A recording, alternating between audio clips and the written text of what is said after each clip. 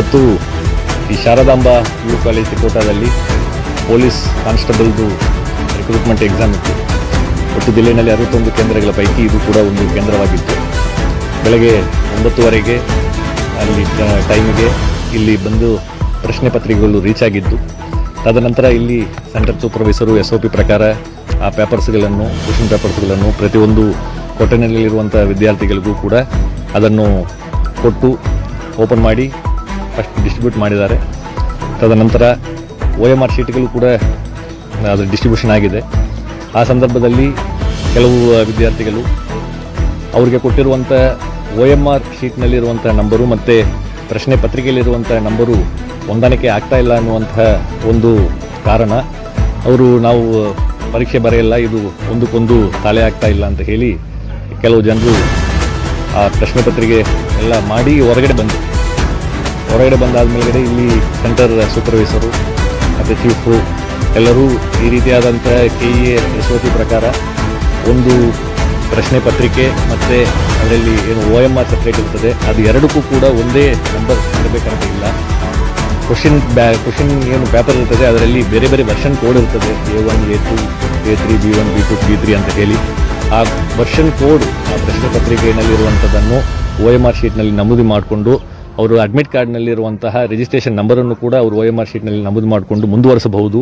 ಯಾವುದೇ ರೀತಿಯಾದಂಥ tagging R binding ಇಲ್ಲ ಕ್ವಶನ್ ಪೇಪರ್ಗೂ ಮತ್ತು OMR ಶೀಟ್ಗೆ ಅನ್ನುವಂತಹ ಮಾತನ್ನು ಹೇಳಿದ್ದಾರೆ. ಬೇರೆ ಬೇರೆ ಕಡೆಯೂ ಈ ರೀತಿಯಾದಂತಹ ಒಂದು ಗೊಂದಲ ಇದ್ದಾಗ ಅಲ್ಲಿ ಇರುವಂತಹ ಸೆಂಟರ್ ಸೂಪರ್ವೈಸರ್ಸ್ ಅಂಡ್ ಚೀಫ್ಸ್ ಅದನ್ನು ಹೇಳಿದ ಮೇಲ್ಗಡೆ ವಿದ್ಯಾರ್ಥಿಗಳು ಮುಂದುವರಿಸಿಕೊಂಡು ಪರೀಕ್ಷೆಯನ್ನು ಬರೆದು ಸ್ಮೂತಾಗಿ ಕಂಪ್ಲೀಟ್ ಮಾಡಿದ್ದಾರೆ. ಬಟ್ ಈ ಒಂದು ಕೇಂದ್ರದಲ್ಲಿ ಇಲ್ಲ, ನಾವು ಬರೆಯಲ್ಲ ಅಂತ ಹೇಳಿ ಕೆಲವು ವಿದ್ಯಾರ್ಥಿಗಳು ಸ್ಟಾರ್ಟಿಂಗ್ನಲ್ಲಿ ಹೊರಗೆ ಬಂದಿದ್ದರು. ಮತ್ತು ಅವರು ಇನ್ನೂ ಕೆಲವು ಜನರನ್ನು ಮತ್ತೆ ಇಲ್ಲ ಇದನ್ನು ಕಂಪ್ಲೀಟು ನಾವು ಇದನ್ನು ಮಾಡ್ತೇವೆ ಒಪ್ಪಲ್ಲ ಅಂತ ಹೇಳಿ ಬಂದು ಕ್ಯಾಂಪಸ್ಸು ಹೊರಗಡೆ ಹೋಗ್ಬಿಟ್ರು. ಸೊ ಕ್ಯಾಂಪಸ್ಸು ಹೊರಗಡೆ ಹೋಗ್ಬಿಟ್ರು. ಆದಾಗ್ಯೂ ಇಲ್ಲಿ ಶಾಂತಿಯುತವಾಗಿ ಸುಮಾರು 117 ವಿದ್ಯಾರ್ಥಿಗಳಿಗಿಂತ ಹೆಚ್ಚಿಗೆ ವಿದ್ಯಾರ್ಥಿಗಳು ಆ ಪರೀಕ್ಷೆಯನ್ನು ಬರ್ಸ್ಕೊಂಡು ಬಂದಿದ್ದಾರೆ.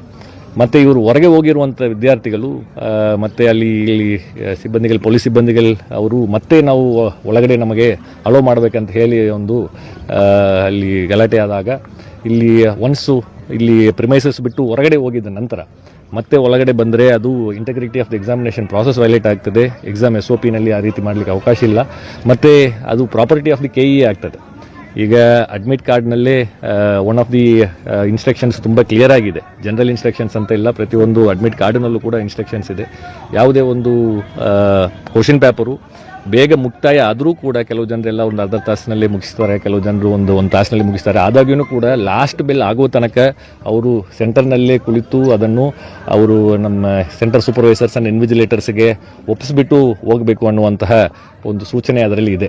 ಸೊ ಎಕ್ಸಾಮ್ ಕಂಪ್ಲೀಟ್ ಆಗೋದು ಮುಂಚೆ ಯಾವುದೇ KEA ಪ್ರಾಪರ್ಟಿಯನ್ನು ತೆಗೆದುಕೊಂಡು ಹೋಗಲಿಕ್ಕೆ ಅವಕಾಶ ಇರುವುದಿಲ್ಲ. ಆದಾಗ್ಯೂ ಹೊರಗಡೆ ಹೋಗಿದ್ದಾರೆ. ಹೊರಗಡೆ ಹೋಗಿ ಮತ್ತೆ ಇಲ್ಲಿ ಎಕ್ಸಾಮ್ ಬರಿತಾ ಇರುವಂಥ ಕ್ಯಾಂಡಿಡೇಟ್ಸ್ಗಳಿಗೆ ಅವರು ಪ್ರಾಬ್ಲಮ್ ಕ್ರಿಯೇಟ್ ಮಾಡುವಂಥ ರೀತಿಯಲ್ಲಿ ಮತ್ತೆ ನಾವು ಒಳಗಡೆ ಬರ್ತೇವೆ ಅಂತ ಹೇಳಿ ಸ್ವಲ್ಪ ಗೇಟನ್ನೆಲ್ಲ ಪುಷ್ ಮಾಡಿ ಗಲಾಟೆ ಆಗುವಂಥ ಸಂದರ್ಭದಲ್ಲಿ ಪೊಲೀಸ್ ವಿತ್ ಮಿನಿಮಲ್ ಫೋರ್ಸ್ ಅದನ್ನು ಹ್ಯಾಂಡಲ್ ಮಾಡಿದ್ದಾರೆ. ಸೊ